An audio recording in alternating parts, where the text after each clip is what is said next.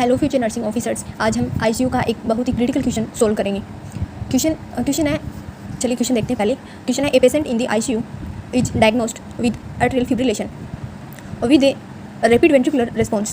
The patient is hemodynamically unstable with a blood pressure of 78/40 mmHg and altered mental status. What is the immediate treatment of choice? देखो question में क्या दिया गया है। एक patient है, एक पेशेंट को अट्रियल फिब्रिलेशन है, पेशेंट को क्या है, अट्रियल फिब्रिलेशन है और विद उसको रैपिड वेंट्रिकल क्या है, रैपिड वेंट्रिकल रेस्पॉन्स, यानी पेशेंट अनस्टेबल है और उसका बीपी है ना वो सिर्फ कितना है 78/40 है और उसे होश भी नहीं है, यानी वो कॉन्शियस नहीं है, यानी अल्टर्ड मेंटल स्टेटस है। अब बताओ इमीडिएट ट्रीटमेंट ऑफ चॉइस क्या होगा।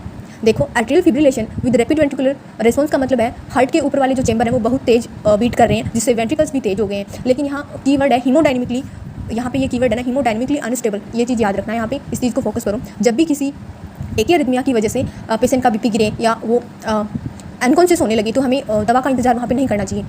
चलिए इसके ऑप्शन देखते हैं ना, ये समझ आ गया होगा क्वेश्चन। ऑप्शन ए बोला है कि ऐसा पेशेंट का ऐसा सिनेरियो दे तो उस पेशेंट में अपन start an IV infusion of diltiazem. B option बोल रहा है perform synchronize cardioversion and C option बोल रहा है डिलीवर एन अनसिंक्रोनाइज डिफिब्रिलेशन यानी सो एंड डी ऑप्शन बोल रहा है administered adenosine 6 mg repeat IV push. देखो आईवी डेल्टाजेम जो होती है ये एक कैल्शियम चैनल ब्लॉकर है। ये जो है ना डेल्टाजेम जो आईवी अपन कर रहे हैं ये क्या है, ये कैल्शियम चैनल ब्लॉकर है। ये एफिब्रिलेशन में जो एफिब्रिलेशन होता है ना उस रेट को कंट्रोल करने के लिए बेस्ट है, लेकिन सिर्फ स्टेबल पेशेंट के लिए है। हमारे पेशेंट का बीपी पहले से डाउन चल रहा है, ठीक है, और डेल्टाजेम उसे और गिरा देगा ना। सो ये ऑप्शन इसमें गलत हो गया। बी ऑप्शन बोल रहा है कि परफॉर्म करेंगे सिंक्रोनाइज कार्डियोवर्जन। ये एकदम परफेक्ट आंसर है इसका। सिंक्रोनाइज कार्डियोवर्जन ये सही जवाब है, क्योंकि ACLS गाइडलाइंस कहती है कि अगर टेकीकार्डिया के साथ में पेशेंट अनस्टेबल है तो तुरंत सिंक्रोनाइज कार्डियोवर्जन करो।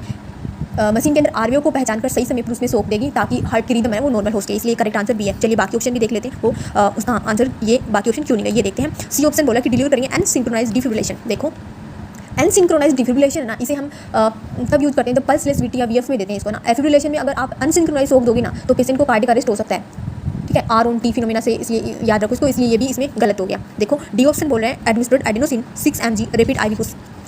एडेनोसिन 6 mg एडेनोसिन जो होती है उसको सुप्रावेंट्रिकल टैकीकार्डिया की ड्रग ऑफ चॉइस ये होती है, लेकिन एफिब्रिलेशन की नहीं होती है और ये भी एक स्टेबल पेशेंट में ट्राई करते हैं, इसमें नहीं करेंगे। तो अपना करेक्ट आंसर है बी।